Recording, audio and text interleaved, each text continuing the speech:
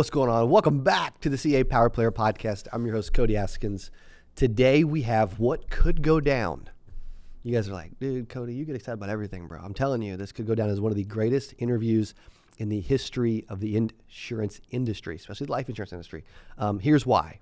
Okay, and I'm about to bring him in just a second. Also, too, I'm going to ask him some additional questions, bonus questions, a little more personal questions maybe, for our CA Studios. You can go to castudios.tv. Again, we've got courses, conference recordings, and a bunch of other bonus content. It's our training and streaming platform for insurance agents. You can go to castudios.tv to check it out. This gentleman, what's cool is if I read off of his IG, right, official Adam Hale on Instagram, it says from broke in 2008 to over $39 million in insurance commissions, only selling final expense, helping struggling agents earn six figures. And I truly believe he might be the greatest recruiter to ever hit the final expense world. Please welcome, for the first time ever, but hopefully not the last, Mr. Adam Hale. Thank you, Cody. This is it's wild, right? To say I've been following you for so long, and it's just to be honest, it's an honor to be here, right? It's very surreal. All of the things that you've done for the industry, how much you've given back, you know what I mean, and just your sincerity of the intentions behind what you do is. Your light shines bright, brother. So it's an honor. Thank you. Thank you, bro. You're a good dude, man. I remember watching videos of you back in the day. This is a long time ago. Guys, I've been dreaming, no joke. I'm getting goosebumps because I've been dreaming of this interview for, I would say, a decade or more. You know what I mean? Because like when I was watching stuff on YouTube, even before I started my own YouTube channel, he's been YouTubing for 15 years. Just hit 13,000 subscribers today. Correct. Which is freaking cool, by the way. You got to check it out, Adam Hale on YouTube. You had a video where you gave a tour of your office. Yeah. And you had like a bathroom and a shower and like all this stuff. I was like, dude, this is a freaking sick office, bro. And I at the time when I'm watching this, I'm in like a 100 square foot little bitty office. Yeah. Doing my thing and selling. You know what I mean? Yeah. And so I say that like, dude, you inspired me to dream bigger. You've clearly achieved an insane amount. You're very, very, very well known in our space without even trying to be, by the way. Like I'm trying to be. Videos, brand, conference, all this stuff, right? The Ultimate Agent Challenge. You're not even trying to be, Yeah. Yet. Hey, I'm trying to follow in your footsteps. There we go. What do you feel when I say in 2008, Adam was broke? In 2025, Adam's earned over $39 million in insurance commissions. It's been a wild ride. It's crazy. Right? When I go back to 2008, honestly, if I can start back even further, to kind of that what led to 2008, because it was honestly at that point in time, definitely the lowest point emotionally. Just the situations and the way that circumstances worked out, but really kind of going back to who I am and a little bit of kind of I don't know, like my origin story, dude, so to speak. I would love to know from the very beginning, dude. Yeah. Who is Adam Hale? So I come from a super small town, Chowchilla, California. We're Chowchilla, yeah. So my grandparents came there during like the Dust Bowl, and my grandfather didn't believe in birth control. My grandmother, she had 18 kids.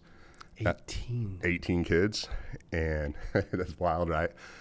And it was, I think they said at one point they had maybe at the most like 8 or 9 kids in the house at once, and they were every blue collar, and it was just a struggle to be able to feed that many people, and literally for a living they all pick cotton. So my grandma was literally out in the 110 degree heat pulling a gunny sack with a baby on it. So, yeah, and probably also pregnant. And pregnant, right? Picking cotton because they had to, right? And it was do whatever is necessary to survive. And that's always just been something like her drive and the willingness to be able to do whatever it takes, to me has just always been hugely inspiring, right? And it was something that she ended up living around the corner from me when I was a little kid, about probably 10 years old or so.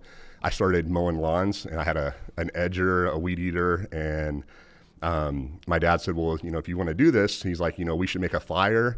And he hand wrote it out. It's, my name's Adam Hale. I think I was 11 years old at the time. And, wow. Basically no job too big, no job too small, mow your yard, I'll weed, I'll do whatever. And, I started door knocking and passing those out to the whole neighborhood. And I got that start because I started doing it for my grandmother. And it was always a thing, my dad said, like, don't ever take money from her. Like she always refused, like, I'm paying you. And so when she'd pay me, I'd take the money and go hide it back in her purse, when I was a little kid. It's like, I'm not going to take from her. But she always fed me good. I got to hear a lot of stories about my grandfather and stuff that had passed before I was born. And really, I think that was kind of the start of, I guess, wanting to be an entrepreneur, right? I saw that if I did the work, and, my dad, he was a factory worker, started at the bottom, same company, they make fiberglass, and he was there for, I believe, 35 years before he retired. Start at the bottom and got to like where he was like second in the plant, like kind of in command, second or third in command. And watching him work hard, work nights, miss Christmases, swing shifts, all of those kind of things as I was growing up, has always been there. It's still there, right? Like of seeing the sacrifices, and to me, I've always been very grateful. I started working, I think when I was 15 or 16 for my aunt and my uncle. They own their own fabrication welding business. And so they basically, any big industrial job is what they primarily specialize in. So like Foster Farms, they do, have you ever seen that show, Dirty Jobs? Yes. So literally they should be on Dirty Jobs to where, they're working in chicken guts, the nastiest stuff that they won't do. Jeez. My uncle has the crews, and he grew up welding from about the age of 4, right? Just because of how, again, everybody had to work. And so he took that and built a fantastic business, gave me an opportunity to work for him during high school.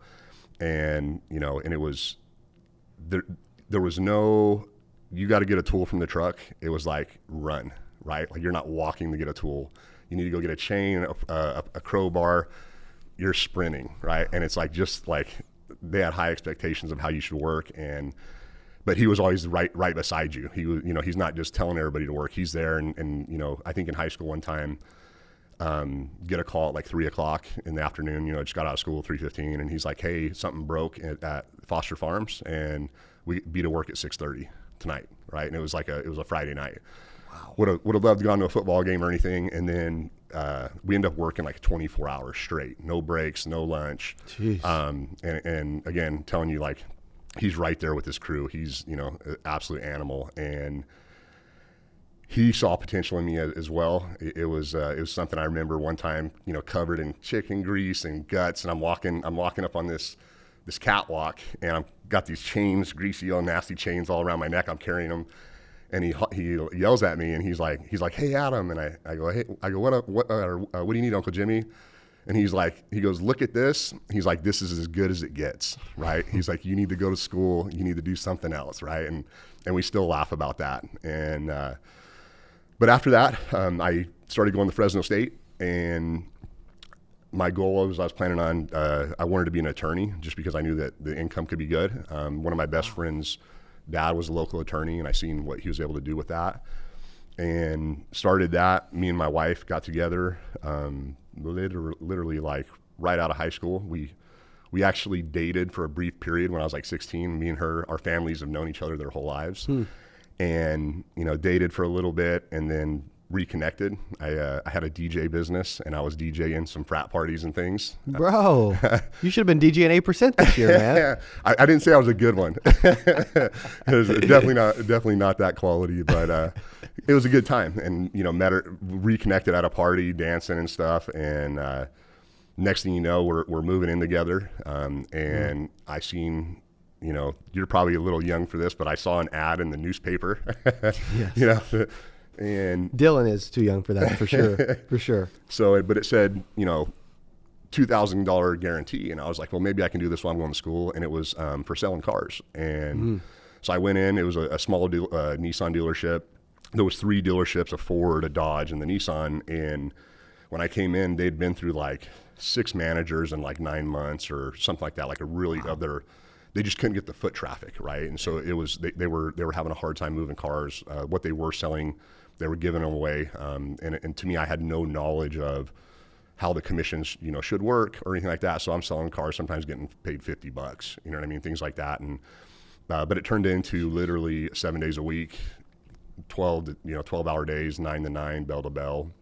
And kind of the end of that was a handful of months in, I think I was selling 15 plus cars a month. Had no sales experience or anything prior to that.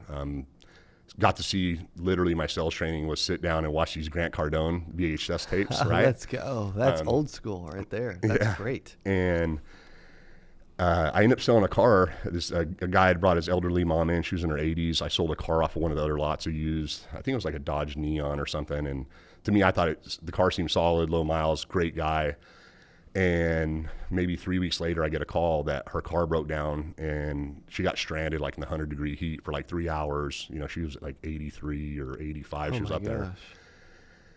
And the moment I sold the car, once she drove off the lot, all the older salespeople and the people that actually worked on that, it wasn't on the lot that I was on. It was like one of the sister or whatever. We could sell from all 3.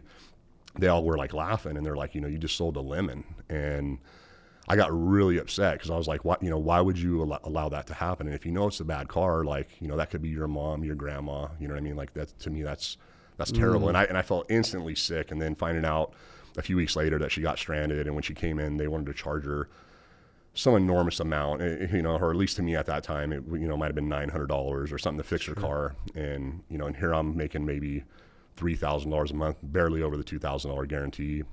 And my sales managers were laughing about it, right? They thought it was hilarious. And I took my last commission check, I paid to fix her car, and I quit that day.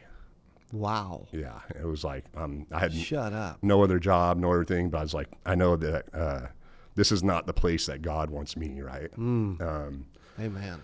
So I walked into a property casualty office. I had met a gentleman, and huge shout out. His name's Anthony Hagman.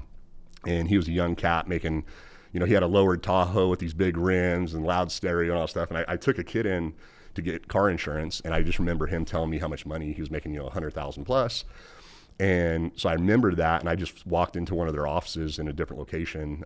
So I'd like to apply, and the regional manager was there. We spoke for about 15 minutes, and he said, if you're willing to get your license, you're hired. Like, you can start tomorrow, and we'll pay you while you're studying for your license. Did that for about a year, and at that time, my friend Anthony, me and him always competed. He always beat me. He's an absolute beast of a salesperson. Still, in my mind, one of the greatest salespeople I've ever had the pleasure of working around, and just his the way he worked. Well, he ended up leaving that opportunity, got into the mortgage real estate, and I just seen his business, his income explode. I think he made like $150,000 his first like 5 months or whatever it was. Wow. And so I started dabbling while I was selling car insurance. He's like, if you have anybody looking to refi, send them to me. Like, I'll help you get the license, that kind of thing.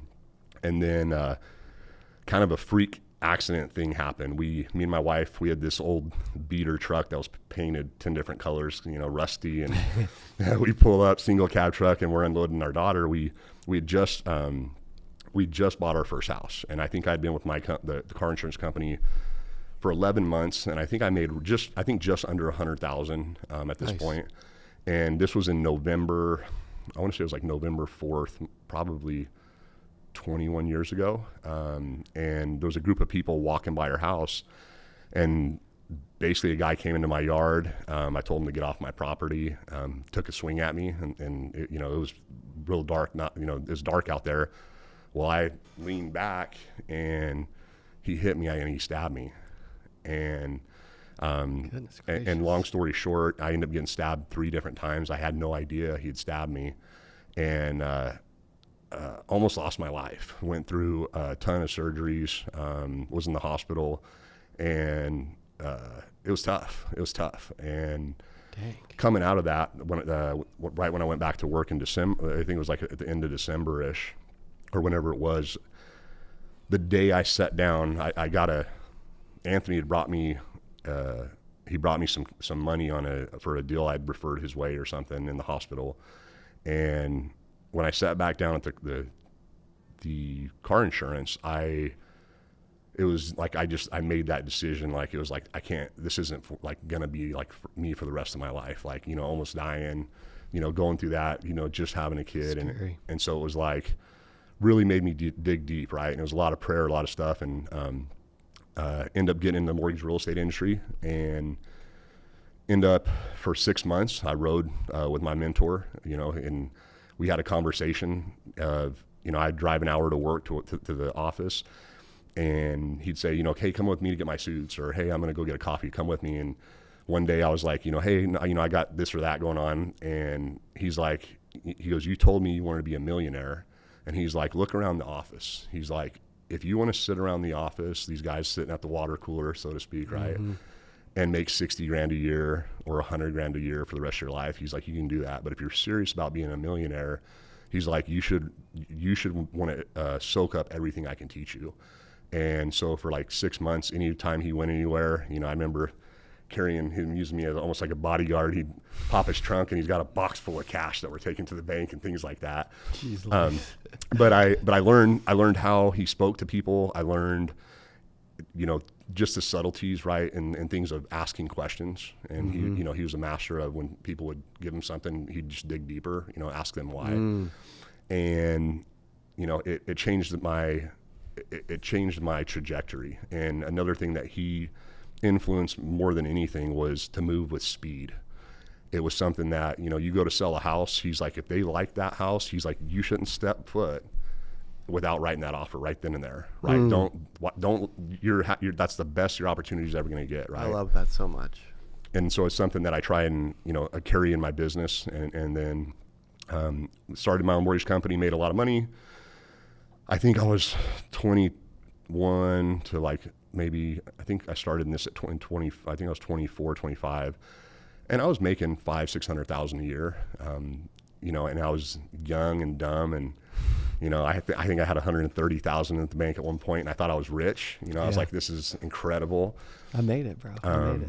But the market ended up crashing in 2008, and I didn't position myself well. It was, again, I ended up losing two houses. You know, had the $100,000 BMW or $90,000 BMW, whatever it was, and cars, boats, things getting repossessed. And being in such a small town, I had a local office.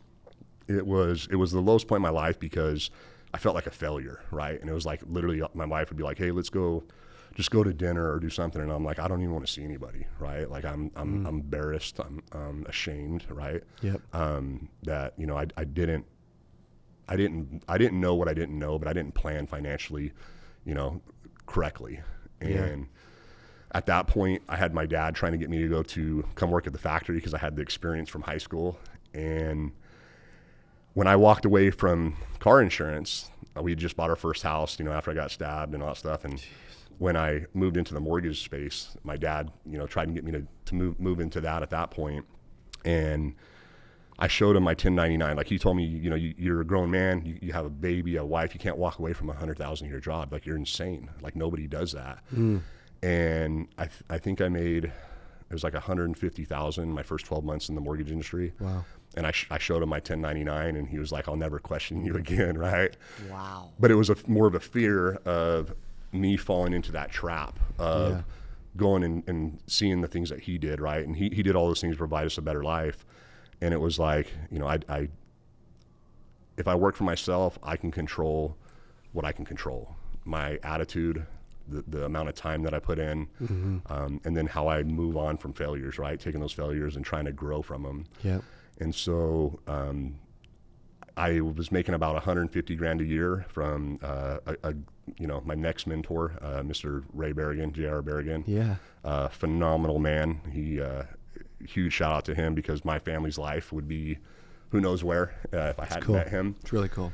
And, you know, I walked into his office when I first opened up, and I, you know, introduced myself, and, you know, he's driving a 100,000 plus Mercedes at the time, and in a 4-stoplight town, that kind of stands out, right? So I walked in and I'm introduced, and I said, you know, hey, I want to earn your business. I'll do whatever it takes. I'll do it better, faster, cheaper. I'm like, I'll do it for free if you just give me like an opportunity. And we kind of just clicked. I think he got a kick out of me, you know, and he told me, he's like, you know, my best friend, best man at my wedding owns a mortgage real estate company. And I said, just give me a shot. And the next time you buy something, the next time you refi, just put us head to head and let's see what happens. And I beat the other guy out. I did it for next to nothing. And he repaid me in a huge way. I was probably making $100,000 to $150,000 a year in the mortgage business off of his referrals. And a majority of those people were agents, managers, people that were working for Golden Memorial. And so wow, I saw the income, top agents making 200,000 plus. I saw managers making, 50, 60 grand a month. And when everything crashed, I flashed back to that. And, he called me, and I remember the day he called me. I think at that point I was hiding my car because I've got people wanting to repossess it. And, I'm in middle of foreclosure trying to figure out where I'm going to live. And, I remember the exact moment he said, you should get into this insurance thing. And he's like, the money, what can the potential. Yeah. And I asked him, I was like, is this something real? Like, shoot me straight. Can I make 150 grand my first year? And I go, because my family at that point was accustomed to, making 500,000. And for me, it was about, I hate balancing a checkbook, right? I want to have enough money in the bank to where I don't got to ever think about that. Amen. But he laughed and he's like, look, we'll provide you the leads, the training, the product, and you'll have that opportunity, but you're probably not willing to work that hard. He said it that way. Yeah. And let's go. And I took that, kind of as a challenge. So I got licensed in like a week, knocked it out. I had to borrow the money. I think my parents loaned me some money so I can get through the test. Mm-hmm. Did you pass the first time? Yeah, I passed the first time. Bro. I've been a good test taker. You're smarter than me. Third time. Hey, and look at where it's taking you. Yeah, so okay. But I remember the day I passed my test, I called him and I got his voicemail, and I left him a voicemail, and I said, hey, I just want to let you know, you should tell whoever your top agent is or your top agents, like, I'm coming for them. And I go, I'm going to be number one my first month. And, I love it. And he told me he played that. He was actually in a manager meeting with his group. And he's like, I played your message for everybody, right? And then he relayed that he'd played that message. So now the pressure's on. And so I started April 1st, 2008. Again, had no knowledge. I got a little bit of training from the upline he put me with. I called around, I asked him hey, can I pick, like, as I was waiting to get contracted, like, can I pick your top people's brains? I'd like to know their processes, right? Like, what I'd learned from my previous mentor is don't reinvent the wheel, right? Like, go in and find the people at the top that are making the most amount of money, and then be willing to adopt their mindset and their philosophy, right? Be willing to adopt their how they think, how they work, how they do everything, and then go out and outwork them, right? If you can take those things, it'll speed up your trajectory. And so very fortunate to do that. My first month, I sold 62 policies that issued that month. My goal was to write 40,000 because at the time they had a $5,000 bonus if you beat the agency record. And at that time it was 40,000. What was your 35,999? I think it was 35,996. So I was short a little bit. Made a ton of mistakes. Still deposited probably $14,000-$15,000 my first month in the industry, and I was hooked, man. Like literally my first day, I took some direct mail leads. It was foreign as heck. And JR told me, like, after I started, he's like, I don't really have any leads for you. And I was like, what do you mean? And he's like, well, we give our top agents, the people that earn them are going to have like first right to those leads, because I'm not going to take away from someone that we know is going to produce and that has earned the right to work those leads. Makes sense. And so he's like, if you want leads, like, you're gonna have to go out and do the work, and that may mean some cold door knocking or whatever it may be. And so I hit it with that mentality. And my first day, I think I sold like 3 or 4 policies on my own. I did a ride along for a few hours with the gentleman. My first training day, I ended up closing the deal for him. And he was booking an appointment, and I like my other mentor taught me, there's never a better time than now, right? Like, we can't walk out of here without this. And he told me, he's like, he made me like $600 and something. And I was like, okay, I'm ready to go. Like, I don't need to make you any more money. My family's starving here. Amen. But it was something that at that point in time, when I started here, I was very fortunate. A gentleman, I had a house that it was a hard money loan, some investment stuff I was doing that I was able to keep, worked out a deal. Again, we had 1 car. My wife didn't have a cell phone. We didn't have even a house phone at that time. We had a fax machine, a fax line. Wow. So literally people would they'd message her, like send her a fax, like Shut call up. me, you know. And we lived way out in the country, and so she was out there at the time with our 2 young kids, and you know, I was working usually 12, 14-hour days. My first month, I had a bunch of people, you know, say, hey, like, what's your secret? And I said, I worked 30 days straight. I didn't take a day off, right? And I was driving on average 200 to 300 miles every day. You know, I just said, wherever you have leads at, I'll go to them. Wow. After that first day, you know, I sold 3 or 4 policies, and I was like, I called JR and I go, what's the catch, right? Like, I don't understand, like, why aren't more people doing this? If these are genuine people that have showed interest, and all I've got to do is ask the right questions, right? And then provide them, fill a need, something that everyone should have. And so I was hooked, man, like literally, and I burned the boats. I had people calling me like, hey, can you do a refi? Hey, can you do this? And it was like, I would love to. And a big $6,000 or $7,000 commission versus $300-400 on final expense, there's a big difference. But again, going back to my early mentorship that I got was burn the boats, man, go all in. And so, you know, I would encourage anybody that when you hit that point in your life, it's hard, it's scary, right? And, you know, but if you bet on yourself and you're willing to do the work, that's where the magic happens, right? That's right. And, you know, especially if you involve God in that process, like to me, you know, me and my, personally, you know, that was when the closest I'd ever been to God at that point in my life, because that's all I had, right? I had my wife and kids, and he just opened doors and gave me the opportunity to walk through those doors, right? And you didn't take it for granted either, man. I had young kids and a wife, and you know, I watched some of my friends, their wives walk away when the money went away, right?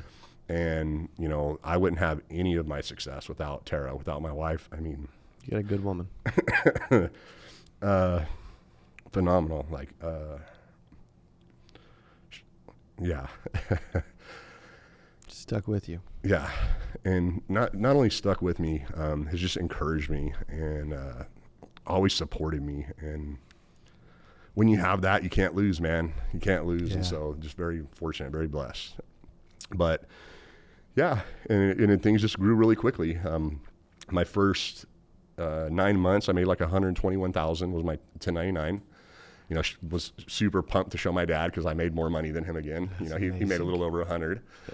And the second year, so my first full year, I made $284,000. Then I made $395. It's my second year. So 395, 284, 395, 690. Then I broke $1 million. So really, my fourth full year, so it was obviously over that. I had 9 months my first year. Wow. I broke $1 million, right? And I had really, really ambitious goals at that point. Was, you know, the conversations I had with JR is the same thing, be honest with me. And I said, you know, how do I get back to making $500,000 a year as quickly as possible? And he said, you got to build an agency. You know, you can make a couple $100,000 a year as an agent, but that's hard to sustain. I've seen some people do it, which, you know, I've had blessed to work with some incredible people that are much more consistent, better salespeople than I am. And, you know, but I started with that end goal in mind of like, hey, I've got to build an agency, right? And so to do that, he told me you need to produce at a very high level, because at 25 years old, someone that's 40, 50, 60 years old, they're not going to listen to you if you can't back it up, right? If you haven't walked the walk. Great advice. And so, you know, that was my goal, is I got to write at least $20,000 a month. He taught me to not live above my means, save some money. You got to be able to invest back in your business. I've seen a lot of managers that, to me, is one of the biggest things that hinders people's growth, is when they start making money, is not budgeting right and not allocating money to your business. Yeah. Right? Like, it's 100%. It's you've got to be willing to invest it. And when you first start out, for me, I didn't have the money because I was so far behind. It literally, I think it took me 3 or 4 years to get caught up with the IRS, right? It was like every time I get paid, it's gone. No matter how much money I make, you know, we're still broke again. But, you know, I've always kind of told people you should be willing to commit 20 to 30% of your income back into your business. And if you don't have the money, let's say you can invest 10%, 5%, you got to make up the difference with work ethic, right? With extra hours, nights, weekends, whatever it takes. And if you do that, you're going to get to the point to where the money's going to come. You know, the activity, you can't have it without activity. Yeah. And consistency. And so, that's just always kind of been like my thought on the growth. And we've recruited a lot of agents over the years. We've scaled it to where last year was my biggest year. I did 4.3 million in commissions, one carrier, one product. 4.3 million commissions. Yeah. And so, that was a huge thing. I felt, incredible. Proud. But I still invest heavily. A lot of the money goes back into the business, right? To recruiting, to back end systems, to things to make the agents that we work with, to make their lives, to make them better, right? To where they can focus on selling. And so we have, as an example, 2 of the ladies that came with me from the mortgage industry have been with me for over 20 years. One of them just had her 40th birthday, and she started when she was 19, and so that's incredible to have that kind of support. Amazing, bro.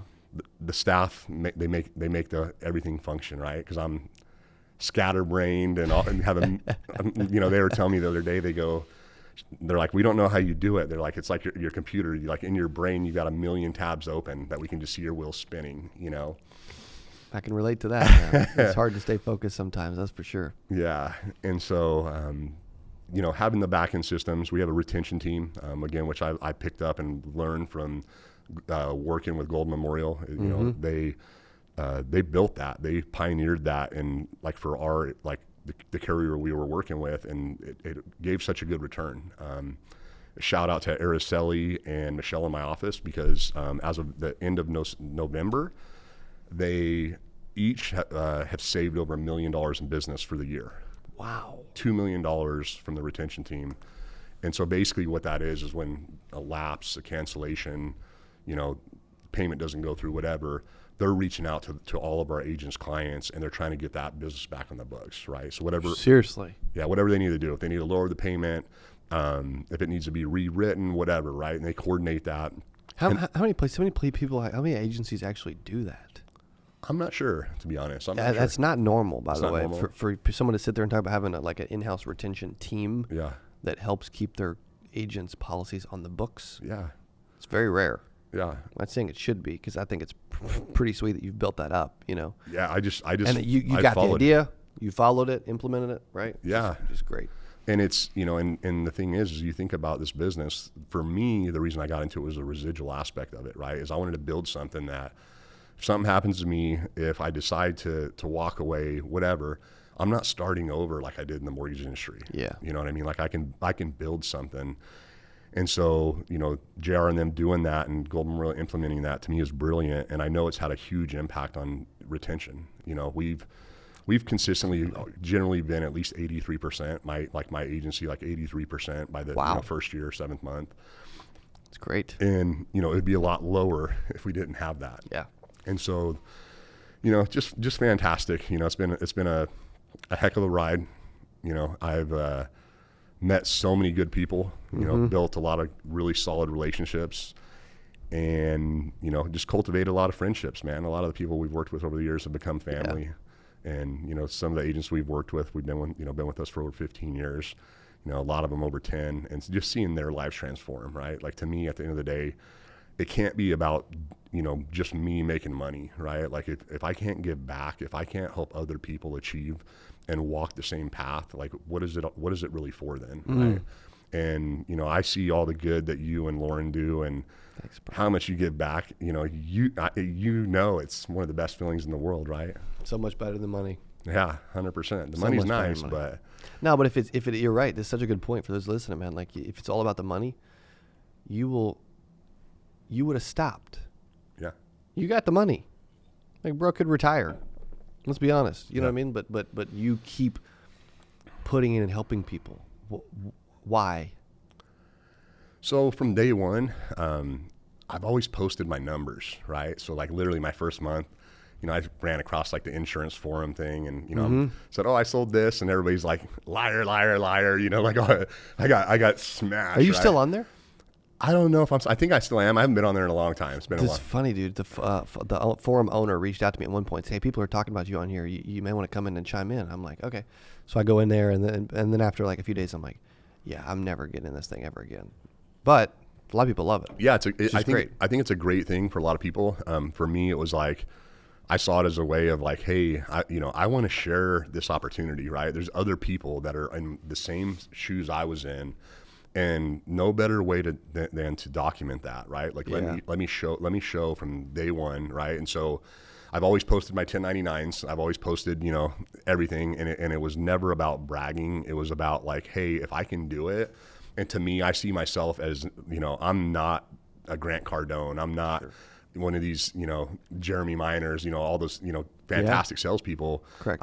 But to me, my strong suit has been, I'm willing to do the work, right? I'm willing to not let my highs get too high and my lows get too low. And, and I think that consistency has paid us dividends. You know what I mean? Is that from seeing that as a kid and just like, where's the work ethic? I think that's, man, some people, so here's one thing I see a lot. I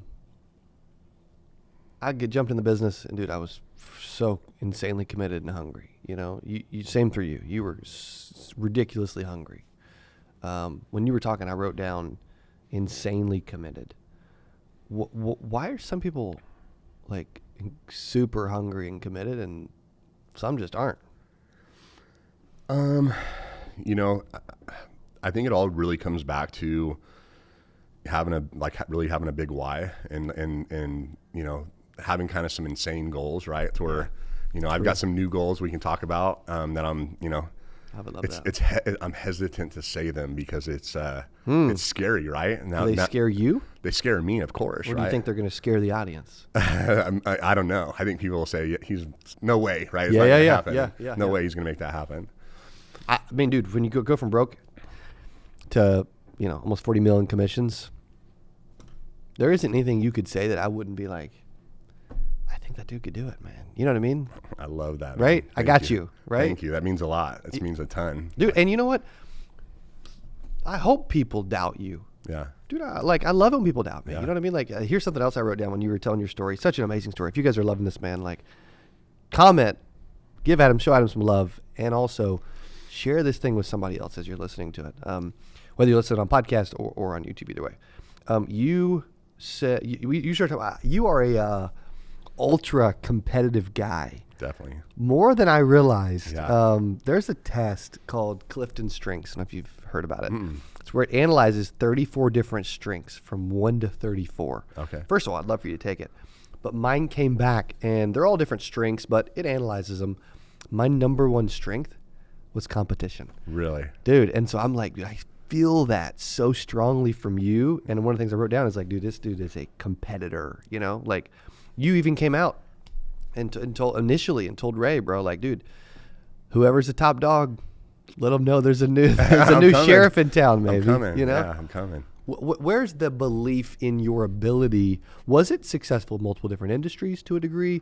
Where did the because I do think most people think, that's it's arrogance. No, dude, like he privately told his mentor, I'm coming. Yeah. Where does that belief in your ability truly come from? Now it's easy. Yeah. Back then, you were getting beat up. You know what I mean? I think it's just from watching the struggles of growing up, right? Of people in my family and watching them succeed, right? Like do things that most people wouldn't do, and to me, that was always inspiring, right? And then having I have such awesome parents. They've always told me you could do like literally whatever you put your mind to, like you can do it, right? And so that always, I think that's been a huge part of it is, just dreaming big and and then also having the support, same thing like my wife, like, hey, you can do this, right? Like, you should do this. And so taking a little bit of faith sometimes I think is a big thing, and it's scary for anybody. But realistically, again, I'm not the best salesperson by any means. To me, I would say I'm mediocre. And I'm just. Some may doubt that. I'm just hungry. You a better salesperson or recruiter? I think I'm definitely a better recruiter. Yeah. Yeah. I mean, now. Yeah. I would probably agree, even though early on you were a killer salesperson. Something you said earlier, dude, crazy. Like the stories about Uncle Jimmy and then paying off the lady's car and getting stabbed and how your mentor dug deep in these different scenarios and you were told move with speed. Yeah. I was a book a long time ago. I forget. I think it was Judge Graham. I forget what the guy's name was. It was called Scale with Speed. And I'm a big proponent in details delay, and you got to move if you want to accomplish anything, 100%. How have you implemented that throughout your career of like, it's time to move with speed? I try and do it every day, right? It's something that I think a lot of people get so caught up in the details instead of just go, right? Like I love, one of my mentors now is like John Wetmore. He's phenomenal. He's a good dude. And he's just do more, like literally, like Amen. If you take your numbers and you reverse it, right? Correct. Do the math. You don't have to increase your sales conversion.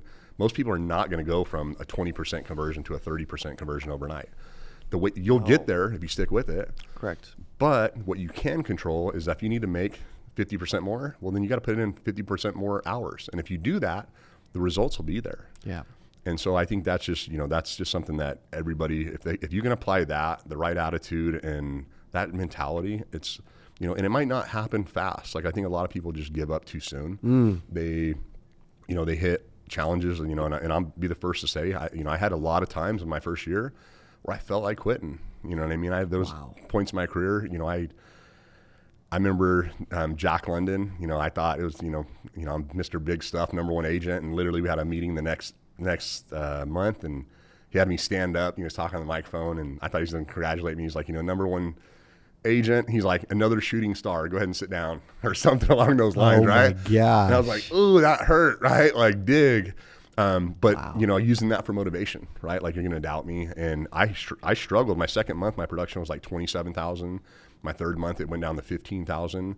And it was because I started gradually changing things from what I was initially doing.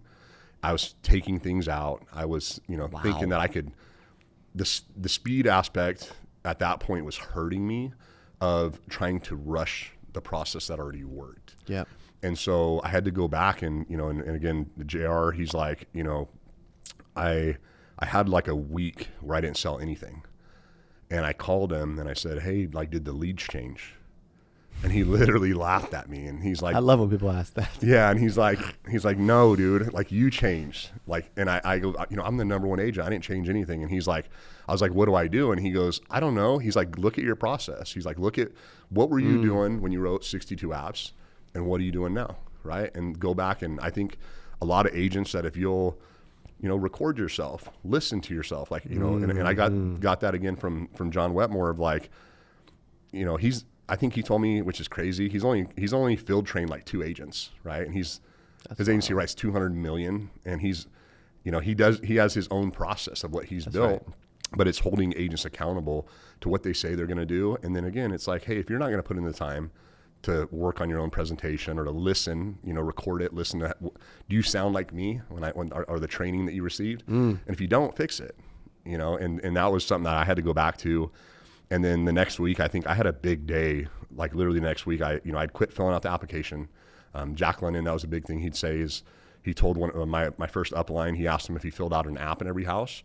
And he told him no. And he goes, well, do I charge you for them? And he goes, well, no. And he goes, well, burn one in every house. And he's like, it'll improve your conversion rate if you get the client committed as you're filling out the app every single time.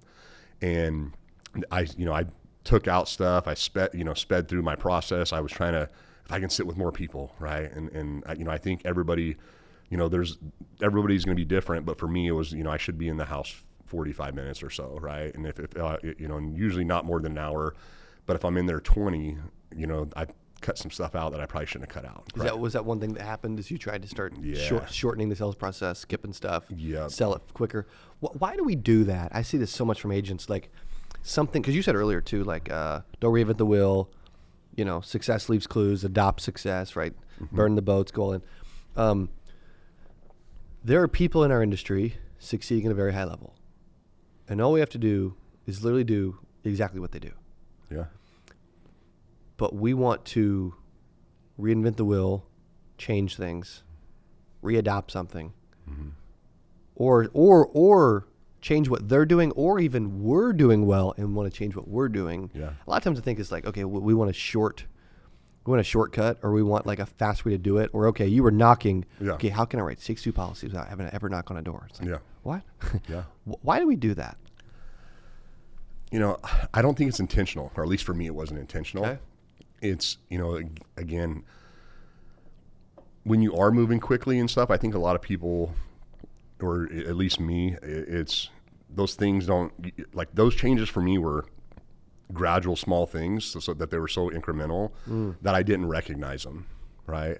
Until literally having my mentor tell me like, no, it's you, right? Like it's you're the broken one. I love that he was so honest. Yeah. And it's, you know, and that, you know, I saw his success. And so, you know, I had massive belief that, you know, he's helped build all these people's, their careers to these, you know, huge numbers, you know, these giant incomes. And why wouldn't I embrace that? Right? Like it's, you know, why wouldn't I take, you know, he can help me miss some of those landmines. And I'm stubborn. I mean, if you talk to him, you know, I'm stubborn. I fail and I make, you know, I test everything, and 9 out of 10 times, you know, my wife's like, you're so excited about this next thing, and then complete failure, right? Ton of money gone, and it's, you know, and it's, you know, but you got to stay creative. You got to continually try new things and adapt with the market, but do it within the constraints, I think, of what people have proven works. Yeah. Right? Like you guys, like you've built a massive, you know, kaboom leads. I mean, a massive thing, right? And you're empowering agents. You're literally taking out the unnecessary stuff so the agents can focus on selling. And, you know, a lot of people are trying to run their own thing and do this and do that. And a lot of times when you're doing too many things, like you're you know, what do they say? Jack of all trades, master of none. Amen. And so to me, it's like, why wouldn't people take leads? You know, you guys post the returns, right? You guys post the sales every day. And if you're not getting the results, I can guarantee you it's something they're doing. You know what I mean? 100%. 100%. It's funny because you say that, and I got another place I want to go to, but you say that, and like literally last week, no lie, one agent's like, hey, I do really well, and I'm struggling this week with your leads. I'm like, okay.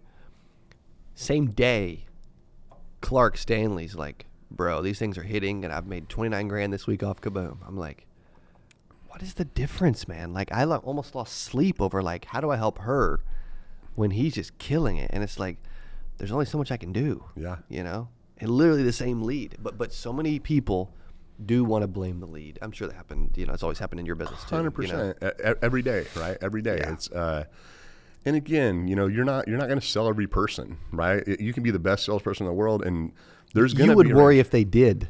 Huh? They're doing something wrong. Exactly. Either way, something's not right. But yeah, like, you know what I mean. Within certain constraints, there's going to be certain metrics of where you should be at. You know, and we always taught like you get 10 leads. Like if you're door knocking them, you should have 5 to 6 sits minimum, right? Mm-hmm. Convert at least half the people you sit with, and then those numbers are gonna improve as your skill improves. 2 or 3 sales out of 10. It's like, I don't know how you don't get a return on that. Yeah, it's great. It's just doing the work, you know.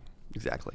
You also said something else a second ago about like creative and stubborn. It's funny because like my dad, if you ask him, he'll say Cody was just really creative, you know. Well, also too though, I am very stubborn that the things that have helped I think I said this to you before at one of the retreats, I don't know, something. When you whatever you are most stubborn against and you don't want to do, in my case, has always helped our business the most. Yeah, I agree. I've been in the same boat for sure. It's crazy that that's the case when there's like literally the things that we're like, that will never work. It's terrible. And it works, man. Yeah. What do you think takes you from making that shift? I think you try something enough and you avoid something enough that you're like, freaking screw it, I'll try it. The elephants in the room. You almost get desperate. You're just like, mother of pearl, I got to do something. Yeah. And I've been avoiding this thing. Now I just know, like I thought of something earlier. I'm like, I've been avoiding that. I'm like, crap. That means that would probably work. Yeah. And two, we think, and this is true for agents too, we think that we are the barometer of like, and the judge of like what's going to work and not going to work. Mm-hmm. Dude, we don't have a freaking clue, man. You know what I mean? Or Adam is doing something one way, and the new agent's like, yeah, it's not going to work for me. He's in California. Yeah. I'm in Florida. That'll never work. It's like, people are people, man. I've sold all over, and honestly, one of the biggest things that really has stuck with me, and I think it's had a major impact too on my success, is my dad has literally told me my entire life, like if I'm walking out the door to go with my friends somewhere, or from the time I was a kid, he's always said, do the right thing even when no one's looking. Right? And that's, to this day, like I'll leave his house and he'll be like, hey, you're going somewhere, like do the right thing. Like, wow. And I've been able to pass that on to my kids, and something that anybody I've worked with is like, to treat every person you sit with like it's your own parents, grandparents, and go with a true heart, like genuinely care. And if you do that, the money will follow. People know when they're being sold. And if you're genuine and people they're going to connect with that you genuinely do care. Correct. Yeah. You remember me of two things, because it's almost like we had the same dad, by the way. Like, because two things you said that I totally relate to growing up. Do the right thing all the time. Like, don't lie to people. Just do the right thing. Yeah. Even if it hurts you. And then another thing you said earlier that I think is so true, and I wonder how true it would be for other kids if the parents thought like this. Mm-hmm. So if you have kids, you probably enjoy this piece. He always, like you said earlier, he literally, my parents both made me believe I could do anything. Yeah. And you said the same thing earlier, and I'm like, wow. Like, I've said that for years. And look at what you've built because of that. You too. It's incredible to see. I wonder how many kids don't get that. A lot. I would assume most, a lot. Yeah, right? Most. Yeah, and and that's been a big thing for us. Me and my wife, our kids, we've always been the house where all the kids come to, right? Like we have sleepovers, awesome. And she's going to Costco. She's 3 carts deep and feeding all these all these boys and stuff.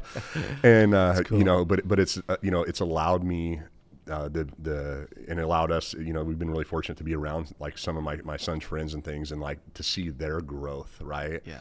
And to see our own kids' growth is awesome. And again, without my parents, without my aunts and uncles and my upbringing, things would have been a lot different. I know it.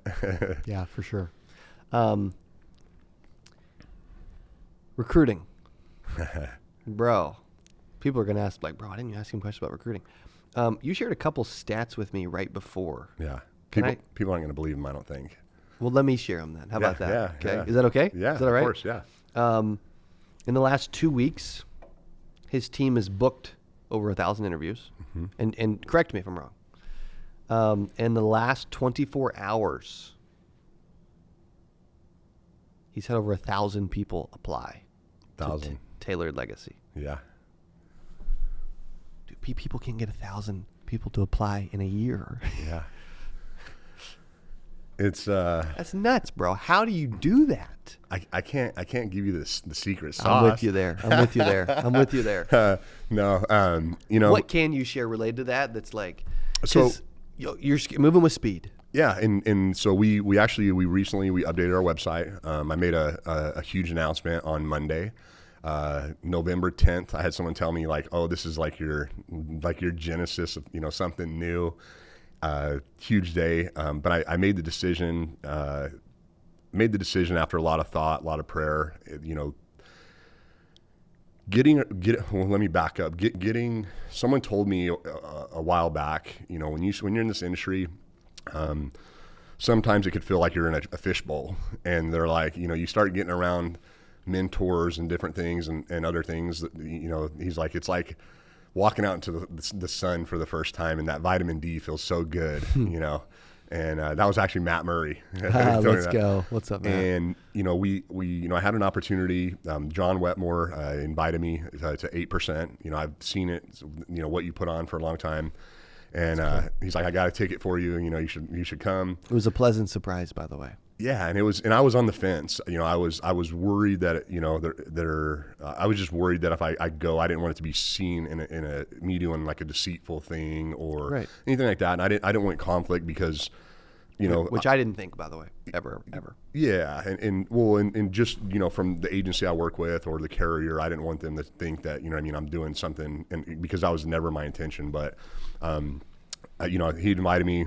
Matt's like, dude, you should go. He's like, there's a lot of people you should just talk to and network. And, cool. And so I literally made a decision, I think like 2 or 3 days before the event or whatever it was, and bought a ticket, was there, walked in and was like, holy smokes, dude. I was blown away. Like the production that you and Lauren put together. Like, I've been to a lot of events and a lot of things, and just the attention to detail, right?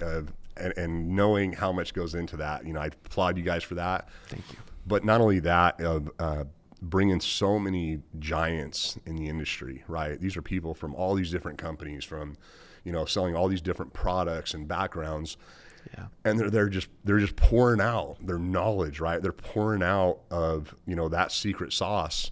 And it was something, I think it was Bert, talking about, was it Coach Bert talking about, getting to the table, right? Yeah.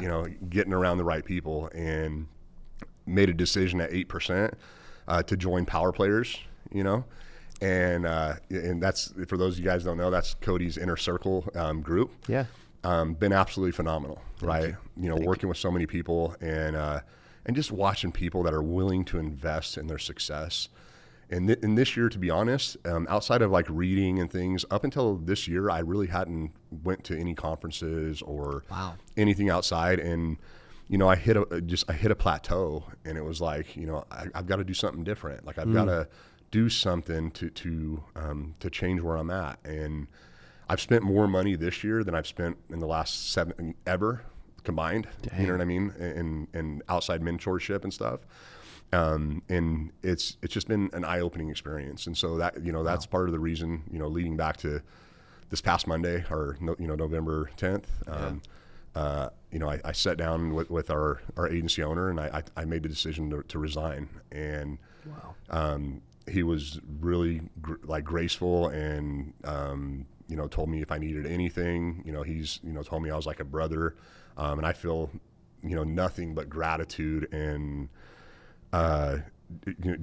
it's changed my family's life forever. I love J.R. Berrigan. I love Gold Memorial, all the people at Lincoln Heritage. They're phenomenal. And anybody that's thinking about working with them, I highly encourage it. They're a fantastic company. And I wouldn't. I've always only or ever heard really positive stuff, by the way. The whole London family, Doug Turner, Norman Beezer, Madivia, Jesus, all the people, the top people that are involved, the whole London family, they're top-notch, phenomenal people. And, it was, to be honest, it was the hardest decision of my life. And, it was like, I went in there and I'm like, I know he could read on my face, because I'm like trying not to cry, the whole time, because it's like, I am such a loyal person, and I'm, again, so grateful.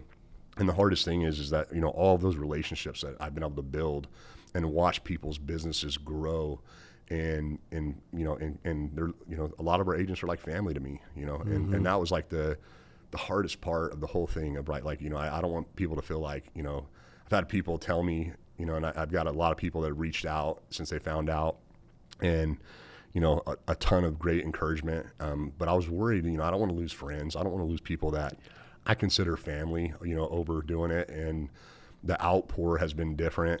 And I just appreciate it. Can't imagine how tough that would be, man. Yeah. So a new chapter begins, brother. Hey, man. It's kind of crazy, by the way. Yeah. I mean,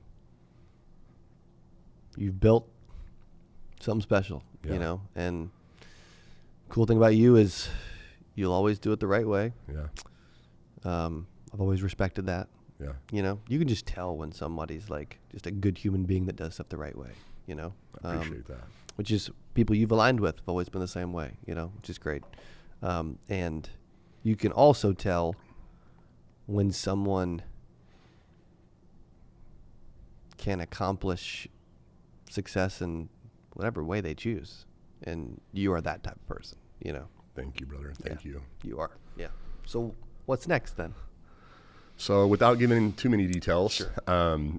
we're going nationwide. We're officially launching our own IMO. So we're literally starting at scratch. Awesome. No agents, starting at ground zero.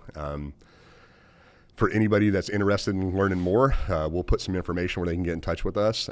It doesn't get any more ground floor than this. As far as we are literally building from the ground up. I'm taking the experience, the mistakes that I've made, right, the things that I've invested in, and I'm just looking to partner with people that want a real opportunity. Whether it's to make a couple $1,000s a month or a couple $1 million a month. Let's go, right? Yeah. And, I've got ambitious goals. We want to be at least $1 million a month by the end of our first year. And within 5 years, my goal is to be writing $100 million or more, $100 million or more in final expense a year. And so it's incredible. We got a lot of work to do, to say the least. Yeah. Jeez Louise. Why, I asked earlier, but like based on this announcement and where you're at in your career and your life, you've made a lot of money.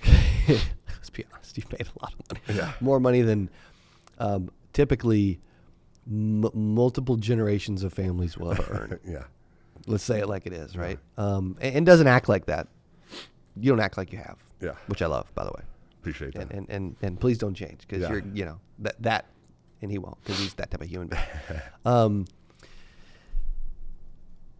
Why do you still feel this urge to help people when you could just retire and ride off in the sunset?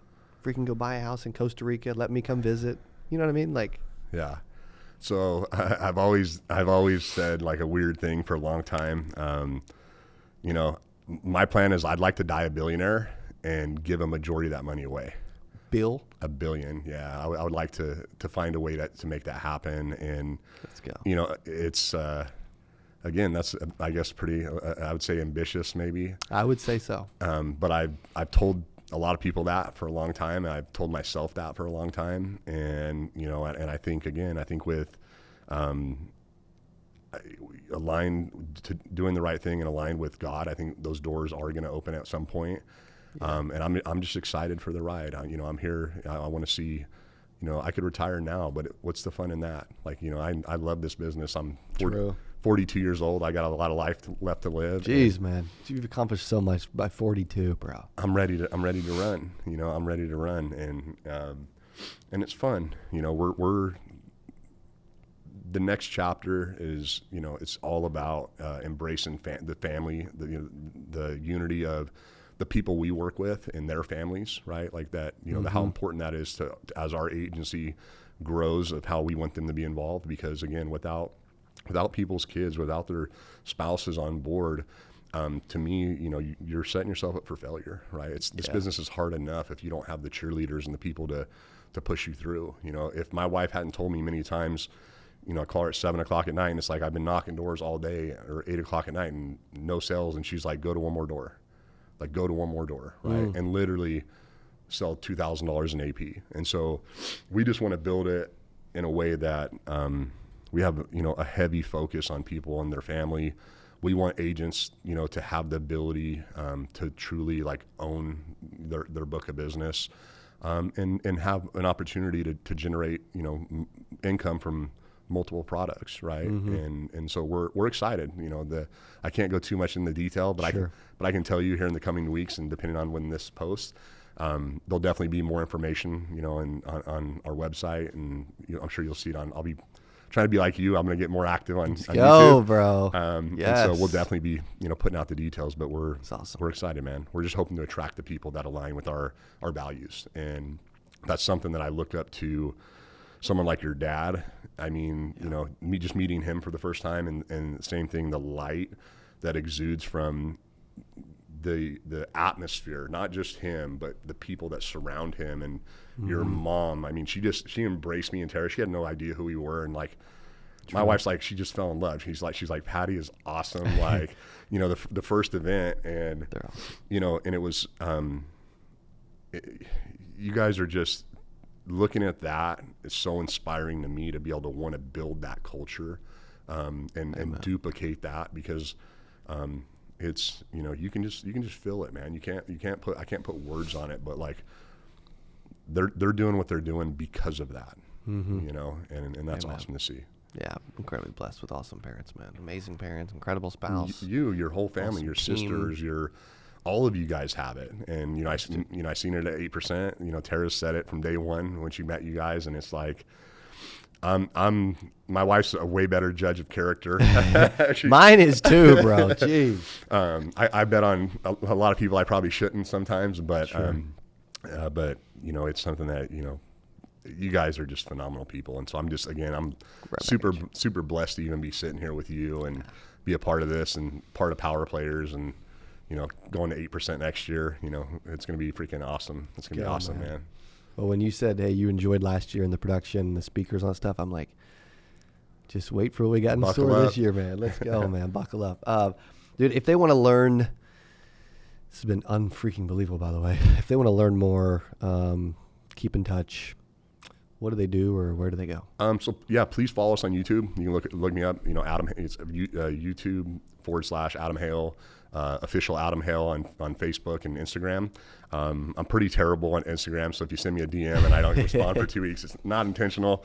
Or, you know, our website, taylorlegacy.com. You know, you can go there. We'll be posting more information as we get updates as far as our comp plan, the free leads and different things that we're going to be offering. So, you know, we're going to have some fun stuff. We want to compete in the market at, you know, a very high level. There's a lot of fantastic people that I've met, and I just, you know, there's enough money and there's enough opportunity for a lot more people. So we're excited. Amen. Totally agree. Well, I'm excited to ask you some additional questions for CA Studios in a few minutes, but thank you for, doing this in person, traveling here, and really sharing your heart with our audience on today's podcast. Thank you for having me, man. I really appreciate it. Thank you, brother. Also, what do you guys think about this last hour, bro? Oh my gosh, man. If you enjoyed this, let me hear you in the comments, and please share this with somebody else who needs to hear this story of a family that has went from nothing to building something incredibly special and continues to want to keep giving and helping. Man, love Adam and Tara, what they're doing, and you're going to keep seeing them around, which I'm excited for, and so grateful to have him in studio today. Hopefully you can feel that from me. I was even literally tearing up a little bit emotionally at the very beginning of the episode, because I've looked forward to this for so many years.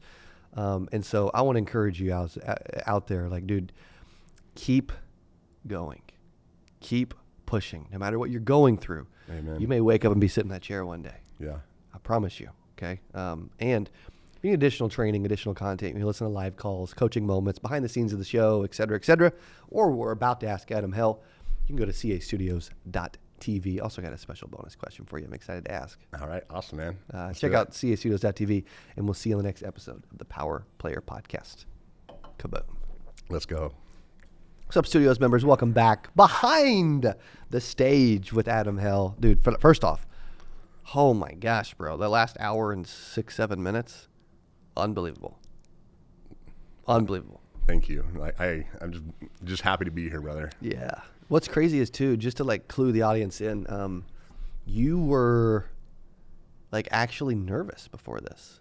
This is like the first time I've sat down and, you know, I do the podcast, my own podcast, but I've never had someone interview me. And so like being in, kind of feel like you're in the hot seat a little bit, right? For real. But dude, I'm surprised you don't get asked to be on people's podcasts like every week, or maybe you just turn them down. I don't know. But you know, I've turned down a lot in the past, but yeah, that's about to change. So that's good.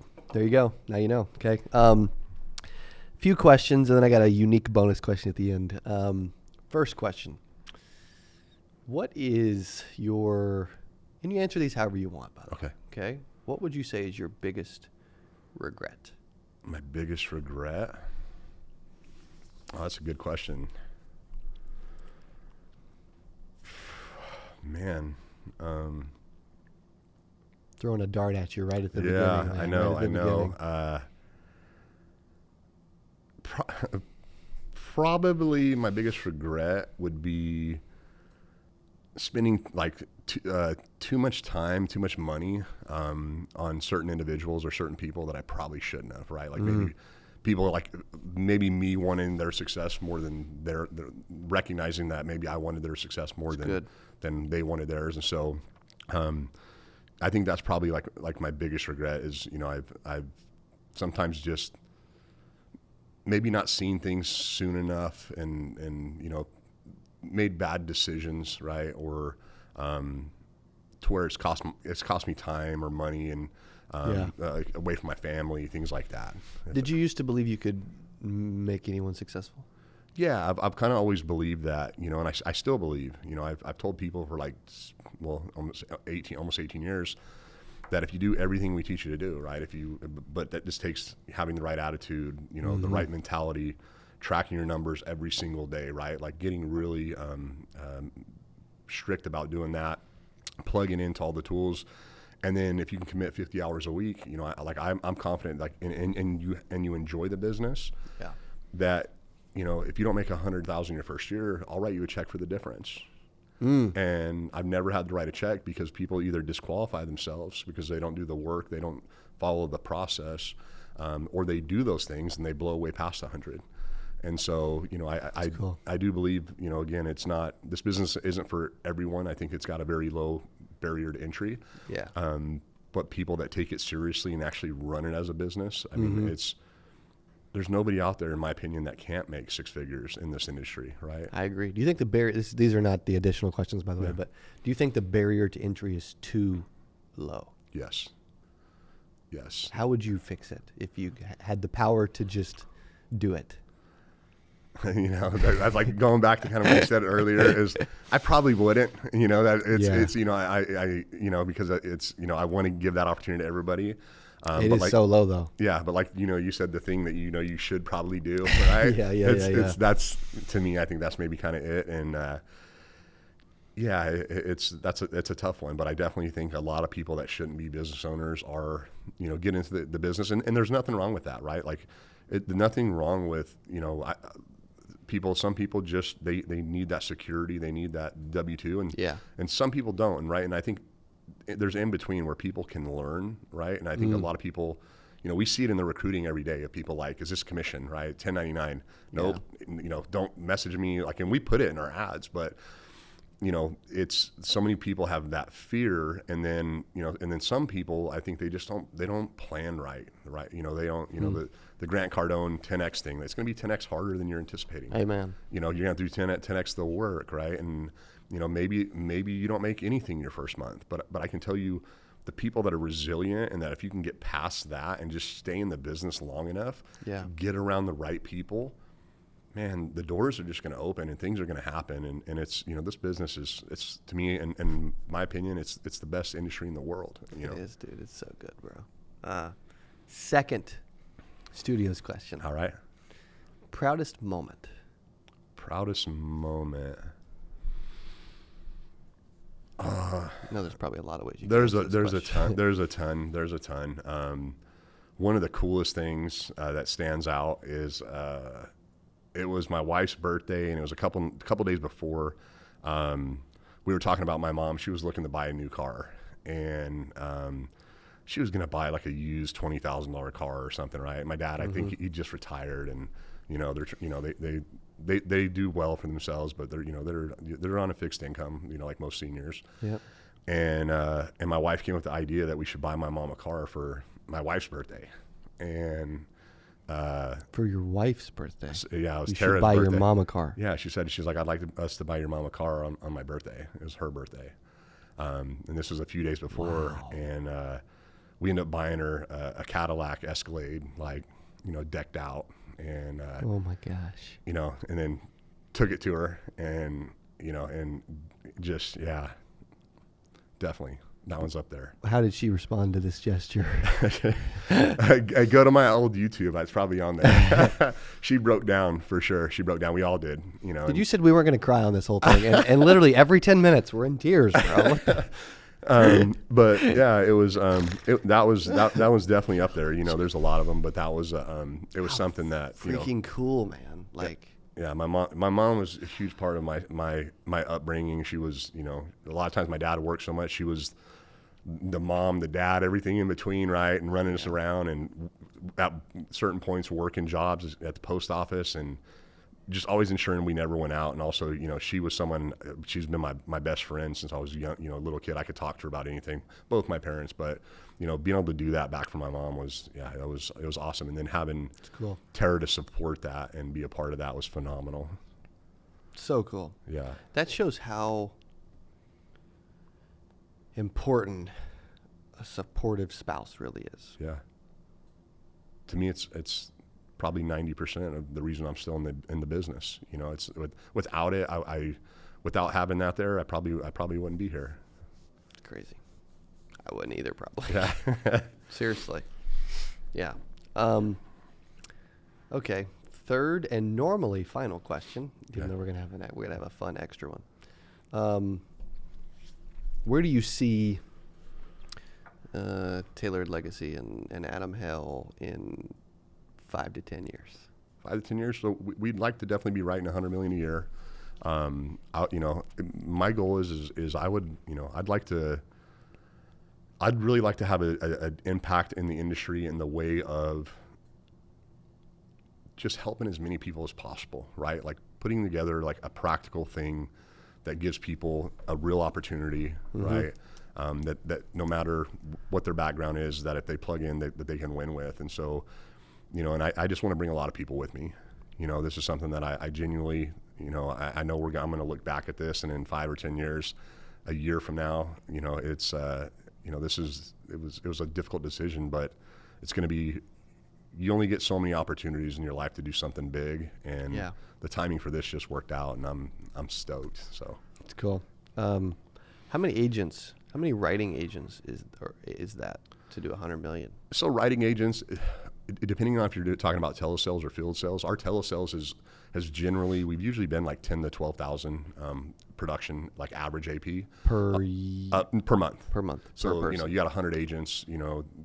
That kind of gives you an idea. So you would probably need 700 to 800 agents if you were doing only telesales.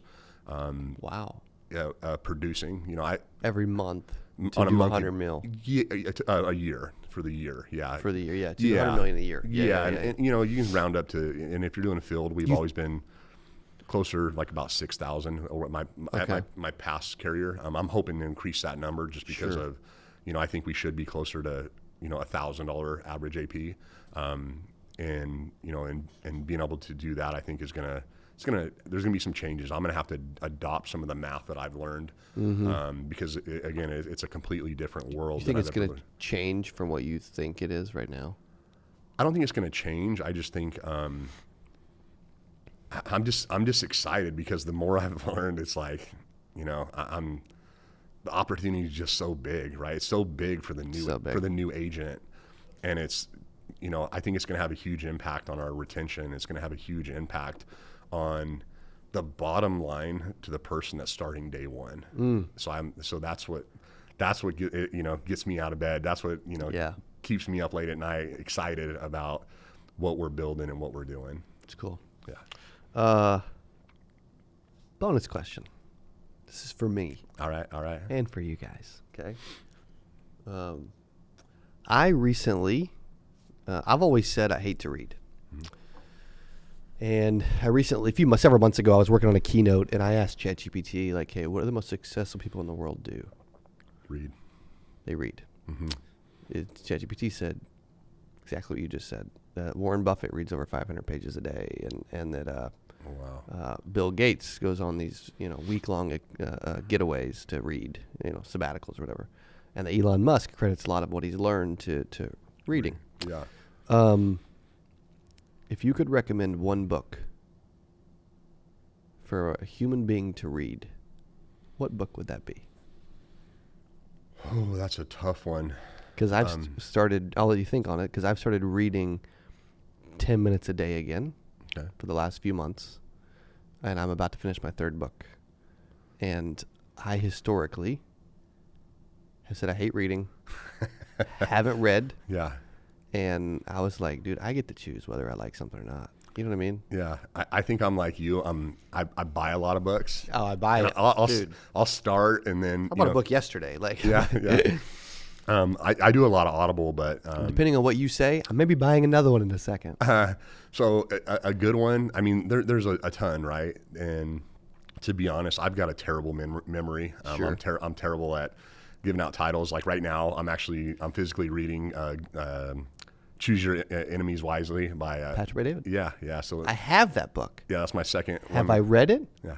No. This is my second run through of it. You know, it's been probably a few years since whenever I first got the book. You like it? Oh, I love it. I mean, he's like, I think he's like the pinnacle in our industry, like one of the top. I mean, there's a ton of great ones, but he just I don't seems disagree. brilliant. He's so smart, bro. He's so intelligent. Yeah. He's so good. Yeah, he's for sure. Is that the book? No. So I would say one that helped me, and it was actually my manager when I started here, recommended and told us all we needed to read it. I can't remember if it might have been mandatory. I don't think it was, but maybe. Sure. But it was Good to Great. Jim Collins. Yeah, and I feel like that was from a business perspective, right? Like, you know, there's a lot of good sales books, a lot of other stuff, but like really looking at what that book talks about, it's a good book, give you a different mindset, right? And to be honest, probably should read it again here real soon. I need to. Me too. Yeah. I never finished it though. Yeah. Because I'm historically been phenomenal at not finishing it. I haven't finished a book for over a decade until the last couple months. Let's go, brother. I'm like, bro, I need to get smarter. I need to finish what I start. Yeah. And I need to stop saying I hate to read just because I can't focus or can't sit down. Yeah. So what I do is, for those listening, this has helped me a lot, by the way. And again, you just heard Adam. Mm-hmm. I asked ChatGPT what the most successful people in the world do, and he said they read. Yeah. Didn't even flinch. Mm-hmm. I set my timer to 10 minutes. Mm-hmm. Click start. Start reading. Timer goes off. Stop reading for the day. Yeah. 10 minutes. Crazy. At your last conference, I can't remember the gentleman's name, the author that was the black belt. Oh, in Colorado? Yeah, in Colorado. Yeah. John Terry. Yeah, so John, he had great advice because I'm a little dyslexic. Like not terribly, but my wife and them would always get a kick. They'd say say your months, and I'd always like scramble stuff up. I couldn't say them fast enough. I've gotten better at it. But same thing reading, and he gave some good advice when we were talking to him, or we were having a conversation about using a highlighter, right? And so that's something I haven't tried, but it's something I think I'm going to maybe implement, of going through and highlighting actually while you're reading to help with your retention of it too. I've heard people talk about listen while you read. Listen to the audiobook while you read the physical book. Oh, wow. Both, because then you you just follow along, and it's hard to get distracted when you're doing that. I'm like, that's actually really smart. I'm gonna have to try that. That's really smart. Man, if you did all three and you had the highlighter too, bro, you're locked in. Dude. Yeah, crazy. Yeah. Well, thank you for being a part of the extra edition of Studios. Freaking incredible podcast, bro. One of my favorites ever done. Oh, thank you. Me too. It's been so good. And I'm excited to go to dinner with the wives later. Hey, it's going to be a blast. So thank you for being here, and thank you for hanging out with our Studios members for a few extra minutes. 100%. Thanks, bro. Go look him up, man. Official Adam Hale, Instagram, Facebook. Also, Adam Hale just reached 13,000 subs. I think a bunch of us go in there, man. We could pump those numbers up, too, on YouTube. 15. Let's get to 15. Let's go to 15,000 at Adam Hale. And I appreciate you guys hanging with us, being a part of Studios. We'll keep bringing cool content. Thanks, Kaboom. See you next time.